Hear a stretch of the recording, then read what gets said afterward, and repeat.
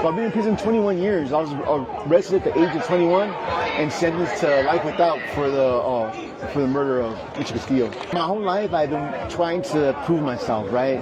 And that stems from me wanting to be tough. Growing up, my father was an alcoholic and he used to beat us. A little bit into my adolescence, he tried to take his own life. I remember going to the hospital and seeing him laying there, and half his body was destroyed. And I told myself I would never be like him. My last picture of him was him laying in that hospital bed.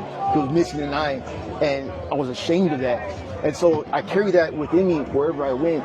From that point forward, I wanted to be tough, and I started acting out. I got in fights in school. I started hanging out with the wrong crowd. That day, someone asked me to go with him for a robbery, and I accepted because I didn't want to turn it down. I didn't want to look weak. So I went there, and I took Mr. Castillo's life, and he didn't do anything wrong, and it took me a long time to get to this point. I've been in prison, like I said, 21 years, and the whole time I was committing more crimes and contributing to the culture. It all kind of changed when I was in a corporate shoe, and my mom came to visit me. I hadn't seen her in like 5 years, and tears were coming out of her eyes, and she came to see me, and I realized in that moment that I had been causing her so much pain for something I believed in as a child. I was a little kid in a man's body. I started to reflect on the pain that I caused Mr. Castillo and his family. I realized all the holidays and all the events that they had, they're not there anymore because of me. And that filled me with anxiety and shame. I got an infection from my drug addiction.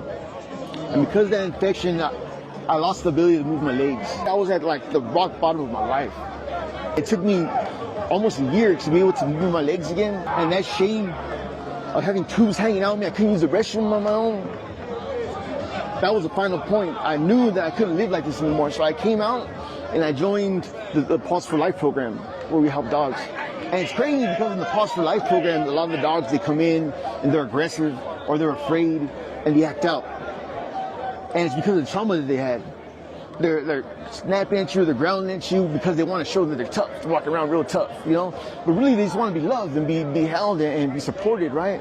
And that's why I see a lot of people that are in prison, the way they conduct themselves, they're snapping out when they're growling, they're barking, but it's all behind the trauma that happened in the past.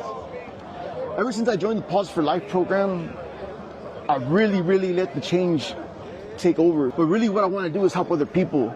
I want to take my experience and all the bad choices I made and how people make better choices.